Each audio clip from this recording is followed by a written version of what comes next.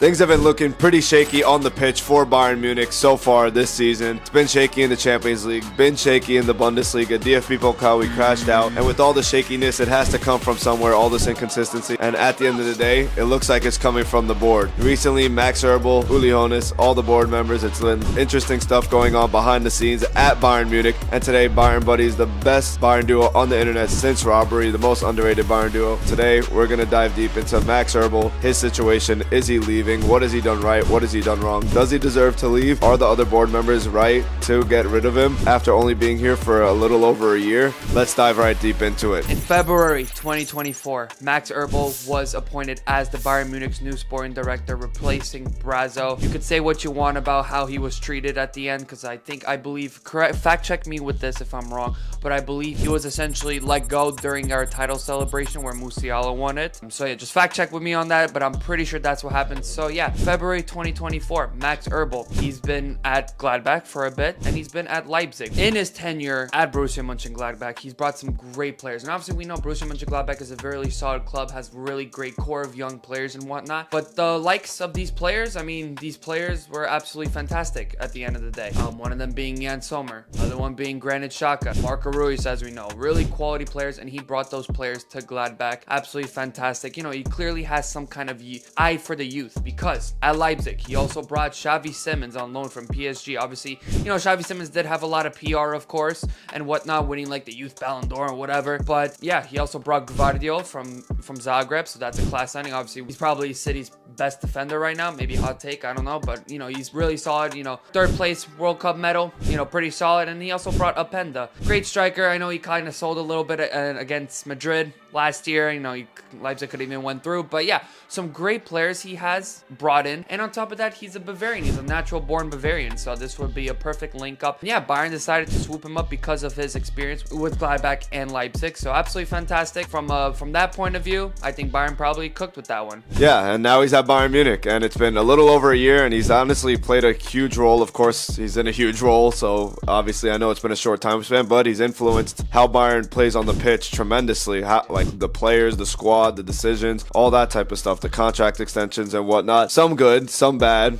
And let's dive into it. Let's go with the good real first, because there's going to be a lot of negative talk about, you know, just with all the reports that are going on right now. A lot of people, a lot of the media are just saying that he's going to be sacked, basically. So yeah, let's get into the good. First of all, the transfers he was involved with. I mean, Michael Olise, can you say enough about him? Brought him in from Crystal Palace this season, and he's been our best attacker this year, maybe other than Kane, but creatively, he's been our best attacker. I know Musiala's in there, but he's just, I don't know, it's a debate, you know, and he's been our top winger for sure this season, so can't really debate that. I'm not going to dive deep into it. We all know how great he is. Then this might be a little more controversial one. Hasn't had as much time, maybe with a little bit of an injury, not being super consistent. Paulinho, he brought him in. I mean, I don't know, I still want to give him much more time, obviously, to play in that CDM role. I think he could really carve out a great spot for himself in that spot, but right now with company, I don't know, maybe he doesn't see the vision with him. Plus, he's also had a few injuries, of course, so I'm hoping that we get to see more of him. I'm not going to write him off yet, and I'm not going to give Max Eberl that, you know, I'm not going to give him the stick for that one yet. I think it can be a good signing still. And then I'm pretty sure also he was involved with Eric Dyer, free transfer. I mean, I don't know. I mean, you could rate it how you want. He was good, I would say, when we had the lid alongside him, that he was one of our best defenders that season. This season, hasn't got as much playing time. The club is clearly trying to push Kim in that Upamecano duo. I don't know how much, obviously, it's been going, but Eric Dyer, I still would rate it a good transfer, because when he was playing with the lid, it was like top tier, not gonna lie. But yeah, now I think that kind of ends off his good signings. Now let's get into some of the poor signings that he's done over the years, or not even months, I guess, for now. All right, so one of the worst probably Bayern signings. I mean, I wouldn't say it might be the worst Bayern signing. Well, one of the worst Bayern signings, of course, because I think he definitely deserves some time for sure. And that is Brian Zaragoza. Right now, he's currently at Osasuna, and he owned Barcelona when they played them. But yeah, 13 million from Granada. I think that's 13 million. That's a lot of money. I mean, he's a bit of a stubborn type of player, I believe, from like looking at reports, because he doesn't want to learn English or German and whatnot. He only knows Spanish, and which, you know, at a club like Bayern, you're gonna at least need to know some kind of, you need to know English at least, but the minimum. But yeah, I mean, if you can't even learn a simple universal language like English, then why would you even leave Spain at the end of the day?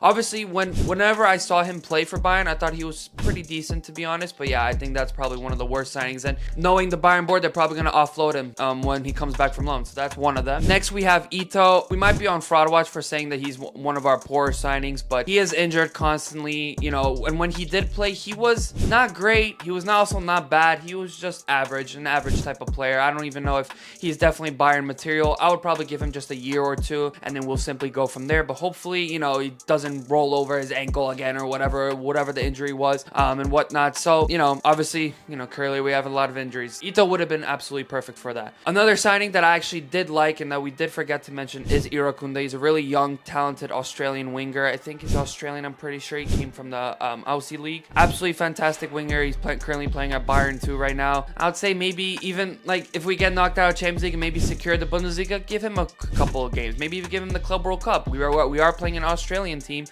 in the Club World Cup, so why not have that for sure? He's a really young player. Scored a lot of banger of free kicks, and he's like, I think he's like the youngest ever goal scorer in the Australian League or something like that, like 14 or 15 years old. So definitely he needs to get some gaming time for Bayern, or at least maybe go out on loan. Next, we got Urbik. You know, absolutely, you say what you want about him. He's still a young goalkeeper. I think he's pretty decent. Obviously not Neuer replacement material, of course, but he's doing the job right now. I think it's a good sign that we have, you know, a typical, you know, German keeper. I think it's absolutely fantastic. Let's keep that core going because there's only German keepers for Bayern Munich. I can't remember the last one. I think it was Pepe Reina. So that, you know, with that being said, it's good to have like a German goalkeeper. I think that definitely keeps Bayern Munich's foundation. So good signing for that. And then we got Tom Bischoff. He's been absolutely balling for Hoffenheim. To be honest, he's been doing pretty well in Europa League as well. I think he has like one of the most chances created in the whole of Europe and like under like 20 years old or something like that. Fact check me with that. But I think he's been absolutely fantastic, and maybe he could just replace Goretzka and have him and Pavlovic midfield. I don't know. We'll just have to see with that. But yeah, those are kind of the signings. Some good, some bad. Some really good young signings, some kind of signings. But yeah, that's basically kind of like the signings portion of Max Eberl's time at Bayern. Now we got some other decisions, really some contract extensions that, you know, he cooked up recently. I mean, obviously we got to talk about it. He extended Musiala, Kimmich, needed to be done, got it done. And yeah, I mean, that's huge to keep a player like Musiala. I know maybe we take it for granted, but that's huge. He had interest from every club in the world, obviously. So yeah, to be able to keep him at Bayern Munich, to lock him up for, I mean, 4 or 5 years, whatnot, whatever his contract was. I mean, that's awesome. That's amazing. We need him. We're going to need him. He's Bayern's future. And yeah, I mean, we kept him. That's huge. That says enough, really. I mean, look how we were playing without him while he's injured. It's not looking good, so needed that. And then, you know, of course, Kimmich got extended. I mean, some people, it was iffy. Obviously, maybe he didn't deal with amazingly lot, or, you know, a lot of reports that he was going to leave for Arsenal or not even get a contract extension. But he got it done, locked it in. You know, there was a lot of reports, whatnot, but, you know, 2 of our key players for the next 4 or 5 years. Obviously, Musiala a bit longer, but Kimmich at least, you know, they locked those in, those 2 key players, to our midfield, to our defense, and to our final third attack, whatnot, transition play. Got those in. You can't criticize him there at all. And then a more recent one, Leroy Sané, a much more controversial one, but he did take a pay cut. He's making like a lot less money. I think the reports are about 10 million right now, I think, where he was almost, I think, one of our top earners, of course, with that old contract he had. And yeah, when he signed with us. But yeah, now, I mean, I guess we're keeping him. I don't think we should have kept him. I mean, coming off the bench, it might not be too bad. Coming off, you know, if he's a bench player with the pay cut, yeah, I mean, I don't think it's terrible to have Sané coming off the bench, even if he's not the most producing winger anymore. You know, maybe off the bench, maybe he'll get some motivation. But yeah, that's another key thing. We got the pay cut and we're working those wages down. But now let's get into where Bayern fans probably disagree with him the most, is getting rid of De Ligt and Mazraoui. Obviously, much more probably De Ligt than Mazraoui, because Mazraoui, he had a lot of injuries. He had a couple good games for Bayern. Yeah, I think if he was able to stay healthy longer, I think he would have cemented his spot in that right side instead of Conrad Leimer, which I think a lot of us would have preferred, but he just didn't fall into place. But yeah, let's dive into De Ligt now. De Ligt, I mean, he was our best defender. I think everyone was saying it. He was an amazing defender for us. And yeah, that partnership with Eric Dyer, maybe we would still have that now, but it seems like maybe it wasn't just him. Maybe it was outside influence from the board where they were pushing for that